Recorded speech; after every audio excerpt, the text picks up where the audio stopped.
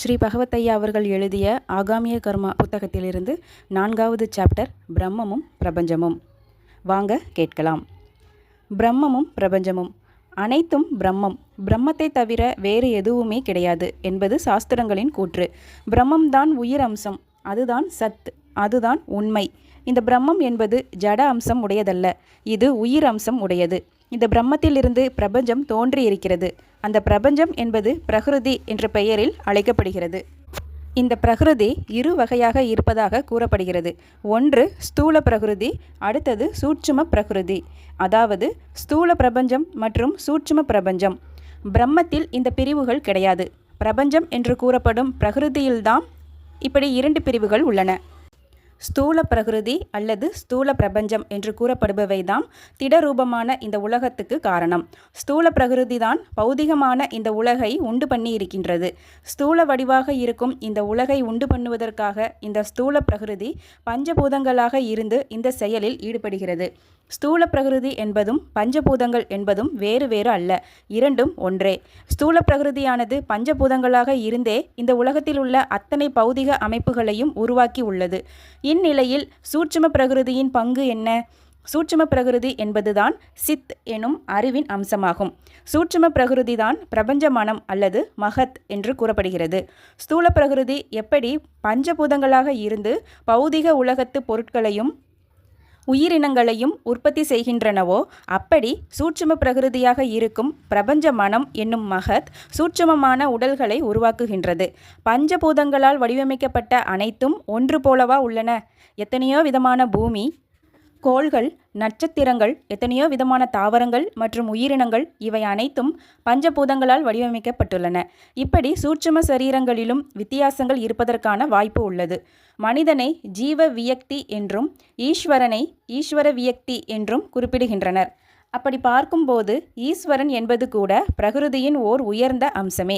யோக சாதனைகளில் ஈடுபடும் பலர் தங்களுடைய ஸ்தூல உடம்பிலிருந்து வெளிப்பட்டு தங்களுடைய சூட்சும உடலோடு தற்காலிகமாக வெளியே வந்து விடுகின்றனர்.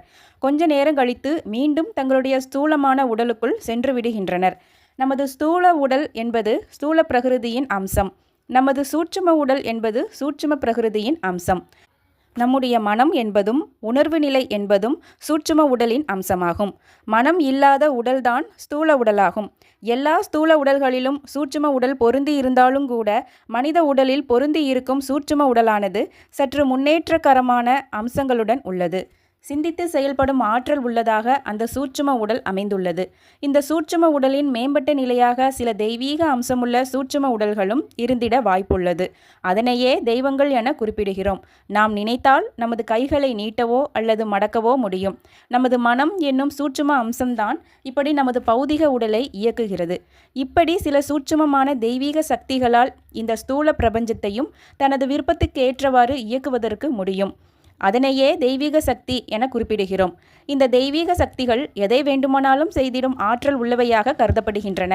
அப்படி அவற்றிற்கு ஆற்றல் இருப்பதால் அவை எதை வேண்டுமானாலும் செய்துவிட முடியுமா? ஆற்றல் மிக்க அந்த சக்திகளுக்கும் சில கட்டுப்பாடுகள் உள்ளன. அவற்றிற்கு உட்பட்டே அவைகளால் செயல்பட முடியும். கர்ம வினை என்பதை பற்றி பார்க்கும்போதுதான் ஒருவருடைய விதி அமைப்பு எப்படி உள்ளது, அவர் இந்த பிறவியில் என்னென்ன அனுபவிக்க வேண்டியுள்ளது என்பதை பற்றியெல்லாம் கூறுகிறார்கள்.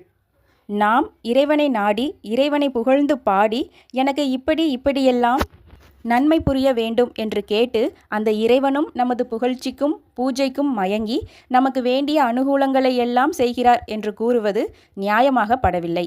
நாம் செய்த நல்ல காரியங்களுக்கு நல்ல பலன்களையும் தீய காரியங்களுக்கு தீமையான பலன்களையும் நாம் அடைகிறோம் என்றால் அதில் ஒரு நியாயம் இருக்கிறது.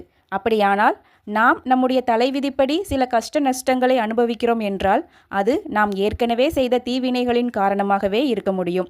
எல்லாமே இறைவன் செயல்தான் என்றால் நமக்கு ஏற்படும் கஷ்ட நஷ்டங்களுக்கு இறைவனே பொறுப்பு என்றாகிவிடும். ஒருவருக்கு கஷ்டத்தையும் இன்னொருவருக்கு இன்பத்தையும் இறைவன் கொடுத்திடும் பட்சத்தில் இறைவன் பாரபட்சமுடையவனாகவே ஆகிவிடுகின்றான்.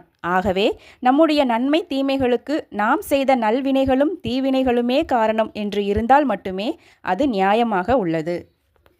ஸ்ரீ பகவத்தையா அவர்கள் எழுதிய ஆகாமிய கர்மா புத்தகத்திலிருந்து 4வது சாப்டர் பிரம்மமும் பிரபஞ்சமும் இதோடு நிறைவடைகிறது. நான் வாசித்து காட்டிய விதங்களில் உங்களுக்கு ஏதேனும் குழப்பங்கள் இருந்தால் இந்த புத்தகத்தை ஒருமுறை வாங்கி படித்து தெளிவு அடைந்து கொள்ளுங்கள். மீண்டும் அடுத்த சாப்டரில் சந்திப்போம். நன்றி, வணக்கம்.